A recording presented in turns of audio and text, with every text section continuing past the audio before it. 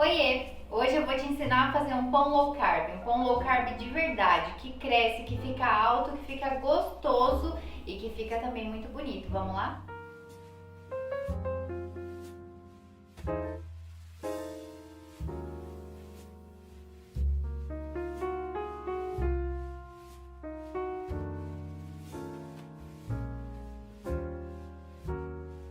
Para fazer esse pão é muito fácil. Você vai começar batendo aí os ovos com a gordura. Bate bem os ovos com a gordura até que fique bem homogêneo.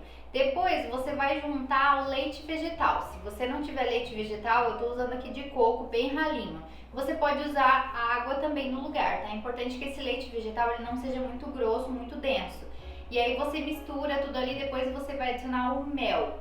Caso você mude o mel para açúcar, aí você mistura o açúcar junto com as farinhas, tá? Mas como eu vou usar mel aqui nessa receita que vai deixar ele com um sabor muito diferente e esse mel vai ser usado para fermentar, para ativar o fermento, então eu vou misturar ele agora junto com os ovos. Bate bem até que fique tudo bem dissolvido, bem homogêneo. E aí depois, no outro bowl, você vai misturar todos os secos. Então ali tem todas as farinhas, tem o fermento, tem o sal, tudo que é seco você vai misturar primeiro para ficar bem homogêneo, assim a goma xantana também. E depois você vai adicionar essa mistura de secos aos líquidos.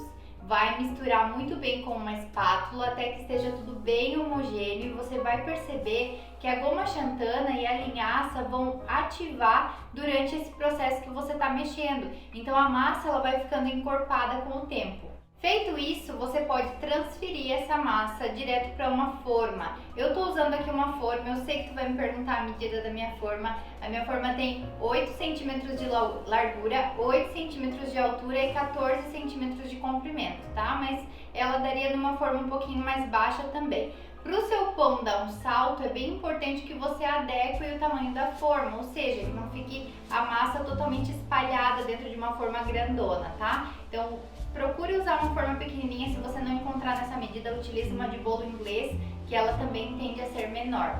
E aí você vai transferir essa massa para uma forma que está untada e enfarinhada. Pode usar qualquer gordura, qualquer farinha para untar e enfarinhar. Eu usei aqui as mesmas da massa. E aí você pode deixar o seu pão descansar até que ele cresça no máximo um dedinho de diferença, ou seja, por não muito tempo. Se o seu pão descansar por muito tempo antes de entrar no forno, o que vai acontecer é que ele vai cair dentro do forno, vai ficar com aquela barriga negativa, sabe? Porque o fermento perde força antes de entrar no forno.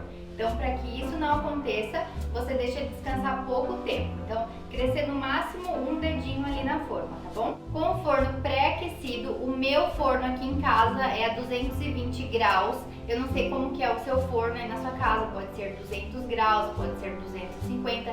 Geralmente, se é um forno de fogão a gás, o ideal é que seja um pouco mais quente, então 250 graus. Se o seu forno é elétrico, ele é super bem vedado, ele aquece bem, então talvez seja 200 graus, tá? O meu é 220 graus. Com o forno já pré-aquecido, eu vou colocar dentro um recipiente com água quente. É uma vasilhinha de água que vai formar vapor durante o cozimento do meu pão, né, durante a cocção, e vai possibilitar com que ele cresça muito mais. Essa água é importante, esse vapor é importante que você coloque, tá? Então coloca a vasilhinha com água e aí você vai colocar o pão quando ele já tiver descansado um pouquinho e quando o seu forno estiver bem quente. Passados os 10, 15 primeiros minutos, você vai ver que o seu pão dobrou de tamanho. Quando o seu pão dobrou de tamanho, antes dele começar a dourar, você vai reduzir a temperatura do seu forno em pelo menos 10%. Aqui o meu estava 220, eu reduzi para 190. E aí você deixa assar por pelo menos mais meia hora, até que ele esteja completamente corado e assado. Se você tiver um termômetro de espeto, você pode espetar o termômetro no seu pão para ver se a temperatura interna dele está acima de 94 graus. Se tiver, está assado. Mas é sempre bom observar quando você espeta um palito no pão, se ele também sai sequinho, né? Isso também indica que a massa dentro não está crua. Quando o seu pão estiver assado, você vai tirar ele do forno e assim que você conseguir, você já tira ele da forma. É importante que o seu pão esfrie fora da forma. Se você tiver uma grade para deixar ele descansando, é melhor ainda, tá?